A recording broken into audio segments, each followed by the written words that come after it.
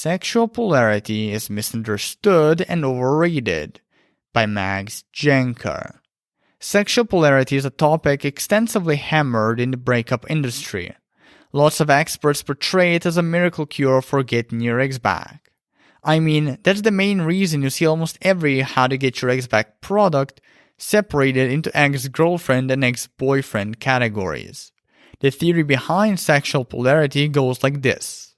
Sexual tension or sexual attraction is created by opposing masculine and feminine qualities in two people regardless of gender. Masculine qualities are a person's willingness to lead, tendency to think more logically, and inclinations toward dominance, decision-making, direct communication, and the pursuit of status and purpose. Conversely, feminine qualities are a person's willingness to lead, tendency to think more emotionally, and inclinations toward submissiveness, indirect communication, and the pursuit of family, bonding, and connection. Masculine and feminine traits are created, shaped, and influenced by two fundamental factors: biology and society. At birth, our unique biology grants us our first set of these qualities, while society influences and shapes them further. The consensus is that masculine qualities attract feminine ones and vice versa, and two qualities of the same pole, i.e. masculine or feminine, repel each other. So if two people have similar sexual polarity, they are both more or less masculine or more or less feminine, the sexual attraction between them will be diminished. But if there is an intense difference in their polarity, one person, let's say, is very feminine and the other very masculine, then the sexual attraction between them will be maximized. The first sexual polarity dilemma. Conventional Exback Advice says, if you're a man, just stop acting feminine, or if you're a woman, just stop acting masculine, and bam, you'll get your ex back, they'll like you again in no time. It's that simple. Regrettably, it's not that simple, for we're a mixed bag of masculine and feminine qualities, and this usually takes people by surprise and makes them ask, well, how do I re-attract my ex who's, let's pretend, feminine, if I also have feminine qualities? Won't that cause imbalance in our relationship and prevent us from forming and developing sexual attraction? Well, my intrepid reader, while it is true that we hold a mixed bag of both the masculine and the feminine, we are always dominated by only one variant of these polarity qualities, and that variant is the one that polarizes our ex and thus counts. Here's a solid way to understand this concept.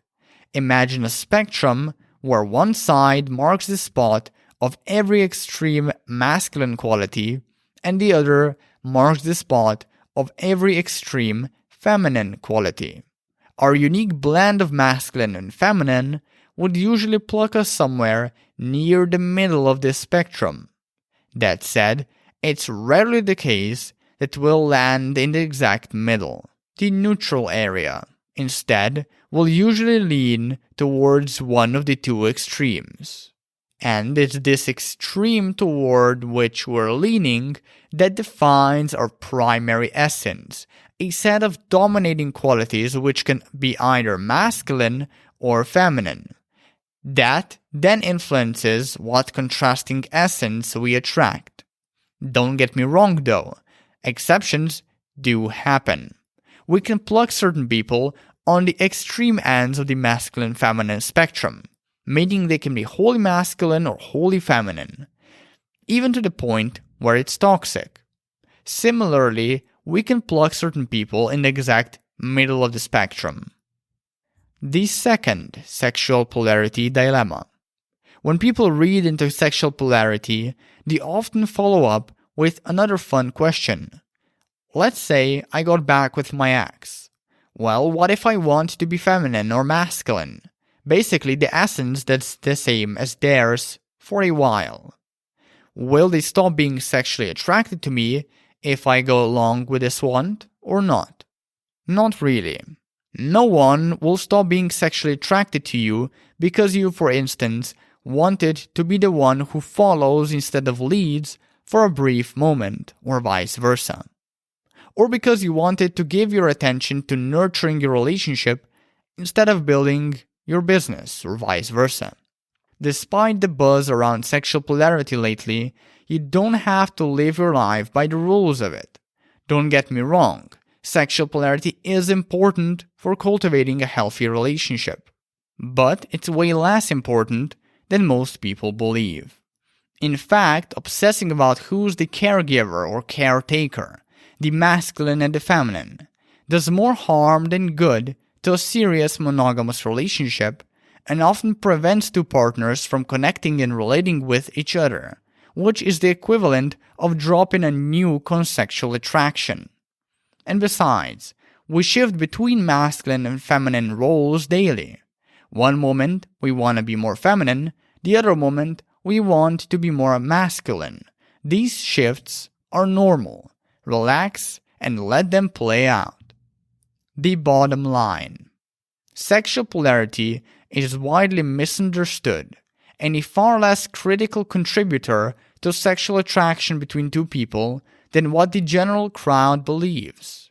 I would go even so far as to say that rigid sexual polarity is an outdated hypothesis that people in modern society would easily cultivate fulfilling and lasting relationships without.